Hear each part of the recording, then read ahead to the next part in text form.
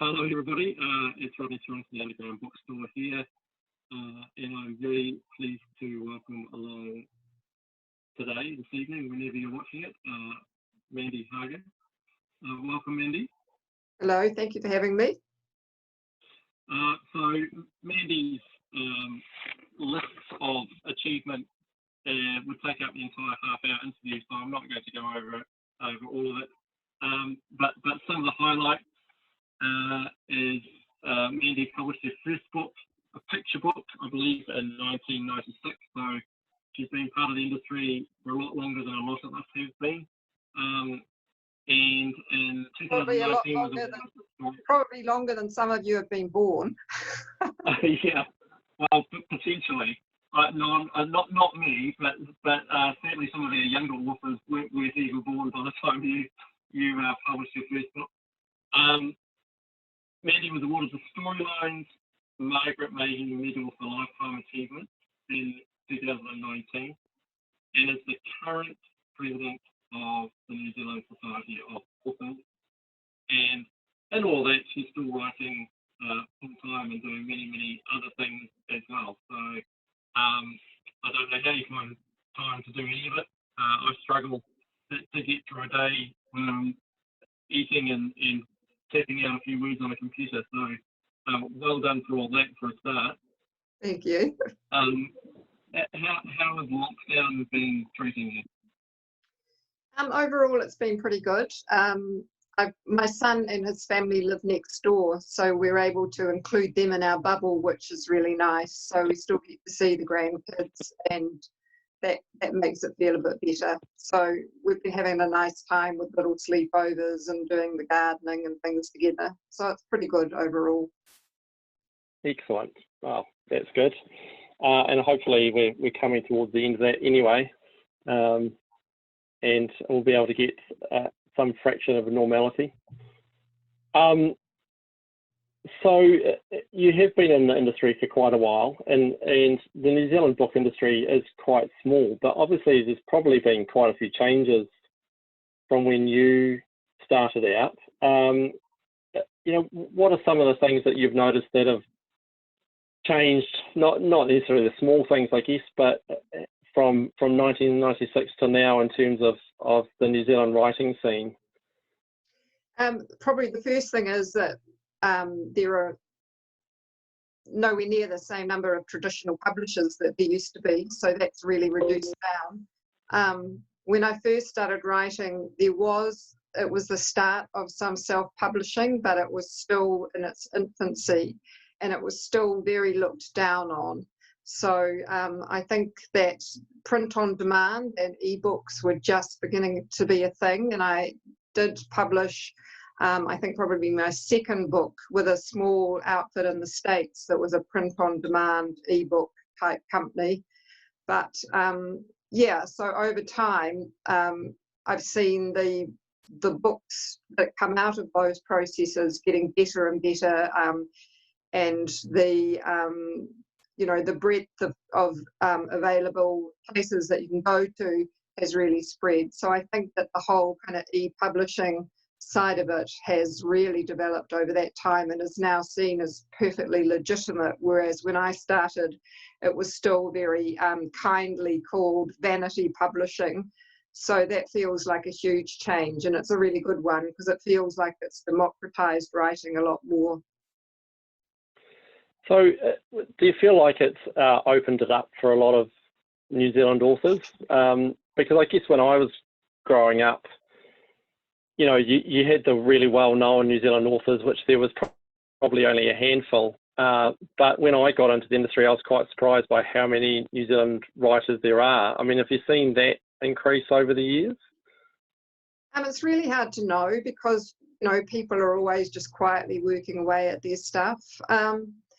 In some ways that hasn't changed because I think that there is still very much a limited range of writers that get any review or airtime in the country. So you still only have a kind of small visible peak of the iceberg, really. So maybe that hasn't changed so much, but I like to think that the whole kind of genre publishing is definitely feeling stronger and more legitimate than it used to, and that there is less of that kind of literary snobbery going on, but it definitely still exists.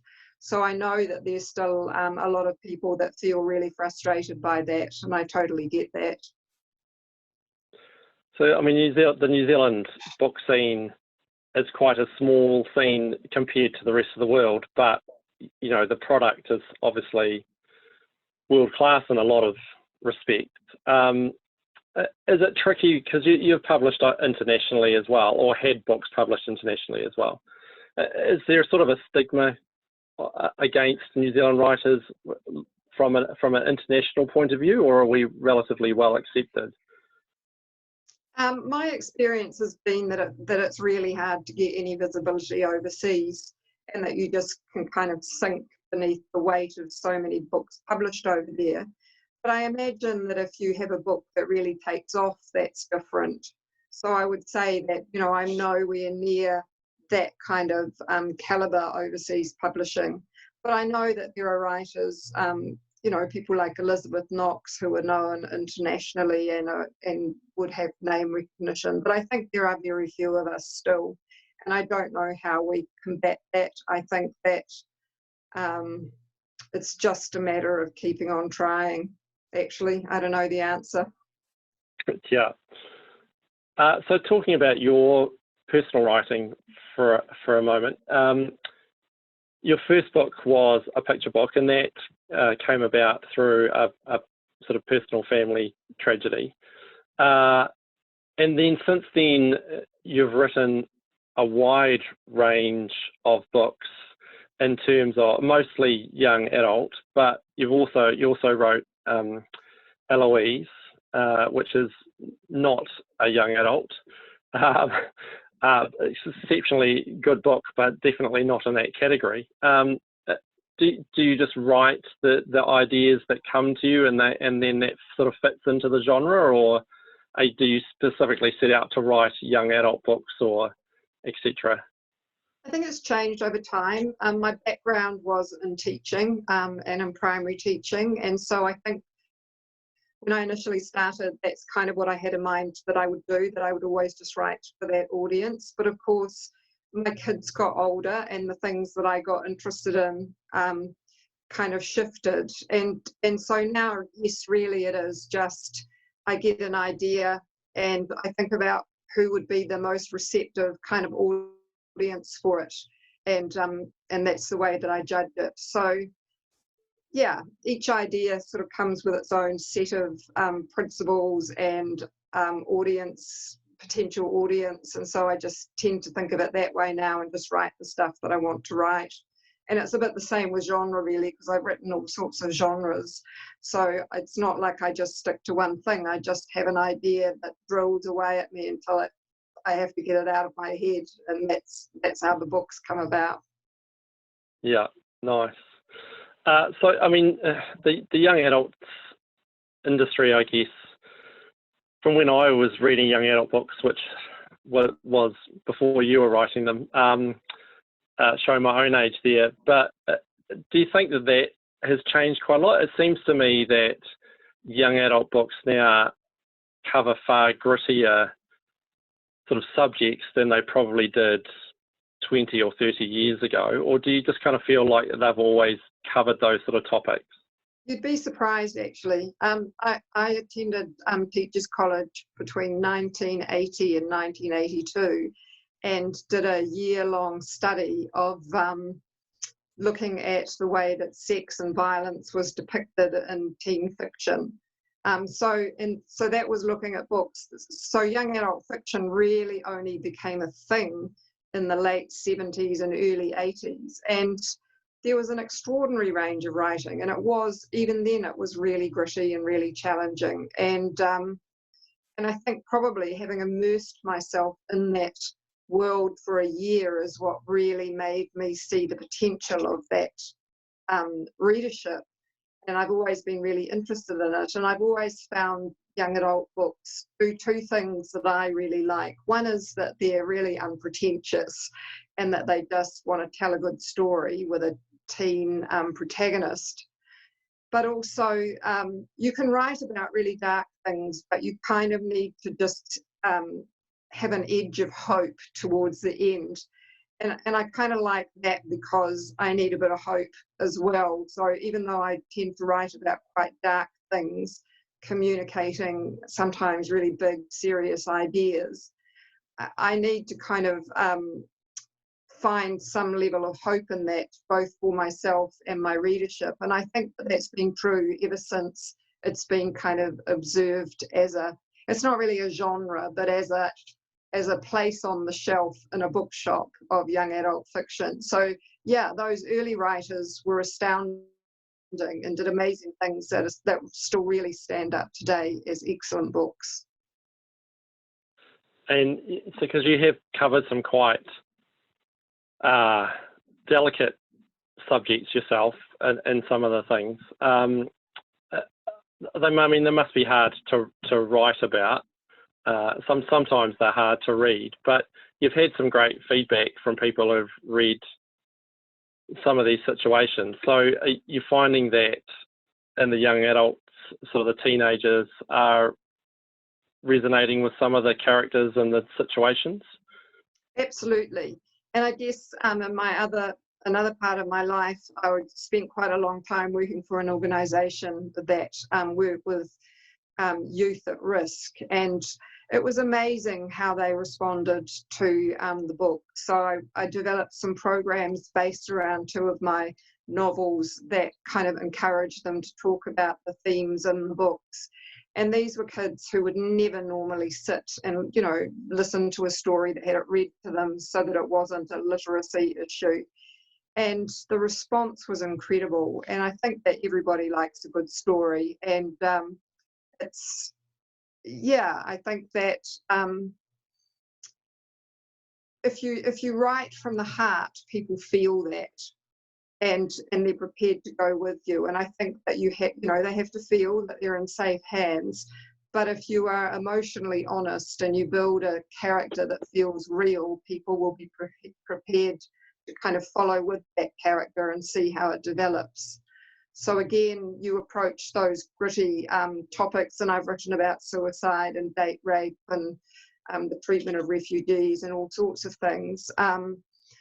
But what you're really doing is you're telling a story of resilience, and it's a kind of so it's a way of modelling, in a way, for young people how they can get through hard times. And I've had extraordinary response from young people, letters that would break your heart, but which sort of say, your book saved my life, which is incredibly gratifying and makes me want to continue to do it. Yeah. And so you've you mostly write standalone books, but you've written two, I guess, series, one trilogy and one duology. So the sequel to one. Do you find that sort of slipping back into the characters easier each time, or do you actually prefer to just start with a blank page and go with a completely original story? Well, with the trilogy, it was planned. So I just wrote one book after the other over a 3-year period. And because I wasn't sort of thinking of anything else in the middle, it was really easy to keep the consistency of that voice. But the one that I wrote a sequel to, I can't remember how many years, but there were a number of years between it. And so the first thing I had to do was go back and actually read the book again and get a sense of the voice. And yes, and I had gone from writing about Eloise, who was a 12th century French nun, to writing a kind of speculative teen fiction with a very mouthy young man. And I did find that I really had to concentrate to make sure that the voice didn't slip back into the 12th century for a while. So yeah, you do kind of tend to get a voice stuck in your head that you then have to, usually when you've finished a book, it just disappears. It's like you've downloaded it and it's gone. But that particular book, I spent 3 years writing, so it was quite hard to get that one out of my head. but that, yeah, I think in the end it was reasonably consistent. You've just got to hope that that's the case. Well, yes, I was going to say it's having that distance between and trying to slip back in the voice. I mean, because you're writing every book people put out, their writing evolves or changes. So it must have been trickier to try and keep that consistency, especially because you know the sequel was essentially a straight follow-on from the first book. So you needed to have that consistency there. Yeah. Yeah. So you mentioned before that you went to teachers college, so you started life as a teacher, working life as a teacher, and that's where we met through the Whitireia Creative Writing Program. And I guess one of the things that I found quite surprising coming into it, having looked at the publishing industry from the outside so long, is how willing existing authors are to help out newcomers. And I know that doesn't relate to everybody, but do you find that people generally are quite supportive of each other in the industry? Yes and no. Yes and no. I've found that the children's writing community is a much more supportive community, and I think that's probably because overall we feel more invisible, but we're also we've got a really clear idea of who our readership is, so that we all are thinking in the same way. But I haven't found it so inclusive in the wider literary community, and I find that very frustrating, and it's something that I've worked really hard to try and shift as much as in my small way I'm able to. Because I think, it doesn't make sense. We're all these people that share this obsession about writing. It's our dirty little secret. And, yeah. It would be nice if we were more supportive of each other. But I think that that's something to do with the fact that it's just it's so hard to get something out there. And if you're going for traditional publishing, it's a very competitive thing to try and get accepted. But also, you're also competing for a very small market to try and sell your books. So in some ways it does feel very competitive. But I suspect that whatever, writing group you're in, you feel that that group is supportive of you. What I would like to see is, we have a lot of different strands of writing groups in the country. I would love to see us join together and be more supportive as an entire group, really. And for the people who are having the success and the visibility to put a hand out and lift up some of the other people. Seems like the way we should do things. Is that something that you're working on as in your relatively new role? Yeah, I mean, absolutely. That's one of my goals, to try and bring people together. And I think, NZSA, it's not all me, it was already on that path. Our CEO, Jenny Nagel, has done a huge amount of work to try and bridge the gaps between the different writing communities.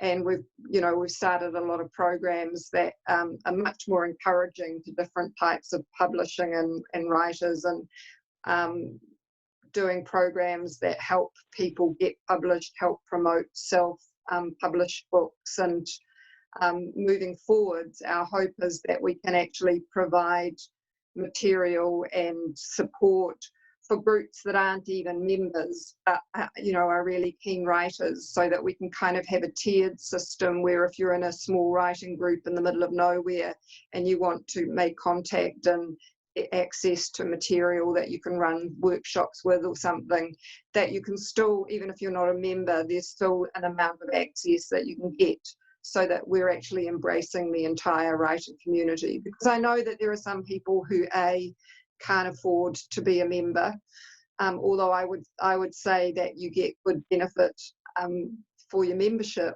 and I think of it as our union. So that to me is a really important part, the whole lobbying side. But also some people, are in areas where they can't connect with a lot of other people. So one of the other things that actually weirdly COVID has really helped us with all this online meeting, is that we can actually start to record some of the sessions that we might have done in person, and we can build up our library of keynote speeches and people actually running workshops, so that that's accessible to everybody. So I'm really excited by that. I think that's a really exciting move and way forward. Yeah, it certainly sounds like it. And I think, again, the when I was growing up, that it was there's the occasional correspondence course or things that you could go to, but the options were really limited. Whereas now it seems like there's a lot of material out there, and it's really just a matter of finding something that you can connect with, and that's going to be helpful. I mean, it's like any industry, though, isn't it? There's good material, and there's people that are just out there to make a lot of money, which makes it trickier.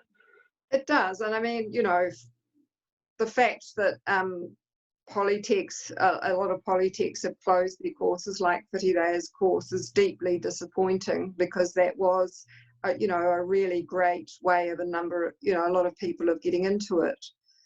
But but I think that the important thing is that you just keep learning, and something that you might think is really useful to you at one stage of your writing life will be different from something that you need at another stage. So it doesn't hurt, to read as many books on it as you can, and to kind of explore all the different ways that people approach stuff, because in there you will find something that suits your style and the way that you work really well. So probably, spending a few days just trolling through what's available on YouTube is a really good way to, to find out what techniques resonate with you. And in the end, it's all just about writing. You just have to write, and you have to be brave enough to show it to people, and you have to be brave enough to listen to the response to it and actually take it seriously and learn from it. And, that process never stops. I have this little fantasy that one day I'll write something and an editor will say, "Oh my God, that's amazing, nothing needs changing," but it hasn't happened yet. But I've come to see that their job is to actually, make my work look better. So I'm really grateful for it now. Whereas when I started, I was incredibly defensive, and I would sometimes cry for days, over an assessment that I got. And I probably do still sulk a bit, but I can see that, it's always an improvement, and the only way you can improve is by actually getting feedback on it. And I think that's something that I found really valuable doing the Whitire course, was, learning to let go a little bit of the work. And even though it's your work, that these people that are giving you feedback are doing it because they're trying to be supportive, not because they're trying to tear your work apart. But it is quite, it's quite confrontational to hand your piece over and wait and hope that people find, as you said, people find it the best thing they've ever written, but realizing that what feedback they're giving you is intended to help improve it rather than destroy it. Look, it's hugely challenging. It's kind of like getting up in front of an audience of people, taking your clothes off and saying, "Critique me." That's how it feels, because it's a deeply personal process, writing. You kind of dig into your soul to do it, and so to then show it to people was terrifying. But we're writing because we want people to read it, and we want people to think it's good. And the only way we're going to learn that is by getting people to read it and tell us the stuff that isn't working, and then say, okay, well, if it's not working, what do I need to do to fix it? That's how you learn. So for someone starting out in that case, who's just written their precious manuscript, any advice for who to give it to? Because you don't want to give it to someone who's going to want to spare your feelings, but you don't want to give it to someone who's going to not take your feelings into account at all. So is it better to find someone who's done a bit of it before, or just someone that you trust?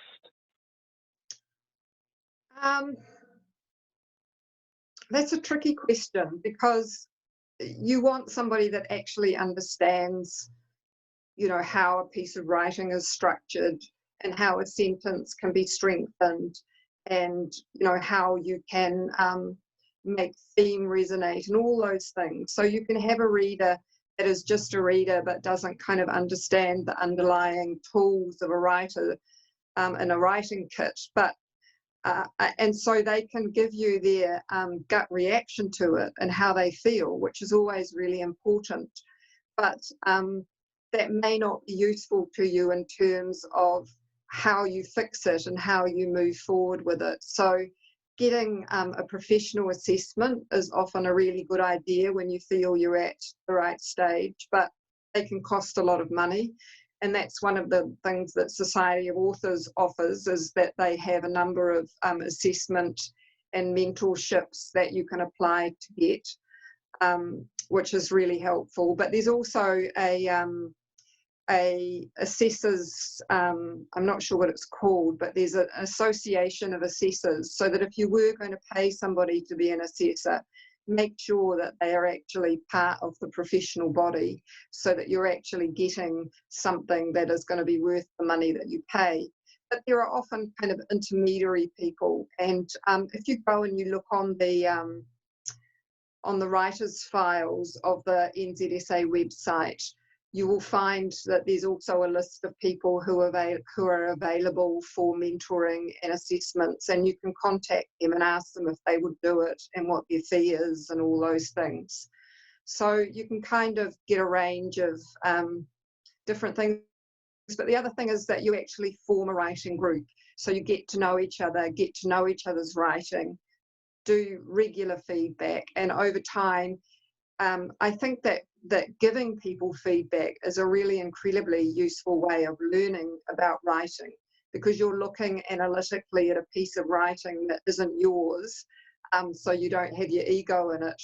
So you then have an opportunity to think about why something isn't working and what it needs to strengthen it. And that's kind of really how you learn to write, is by doing that kind of analysis. So when you do it for somebody else, you're also doing yourself a big favour too.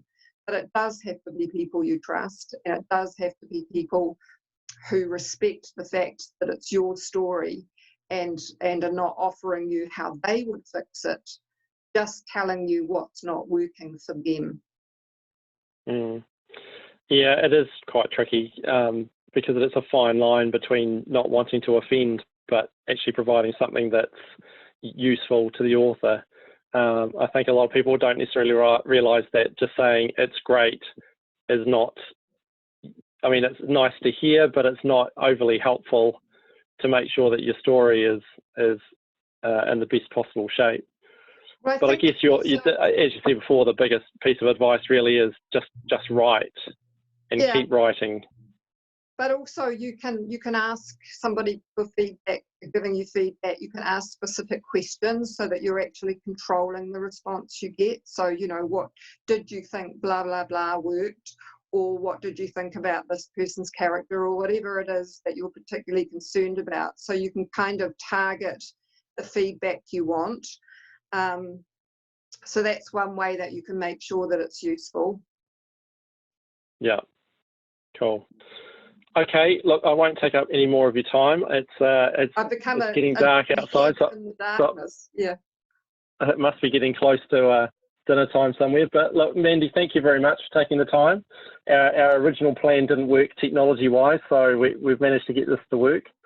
And good luck with everything, and keep doing the fantastic work and being supportive person that you are for the rest of us. Thanks, Rodney, and the same to you. You guys are doing a great job there. Right.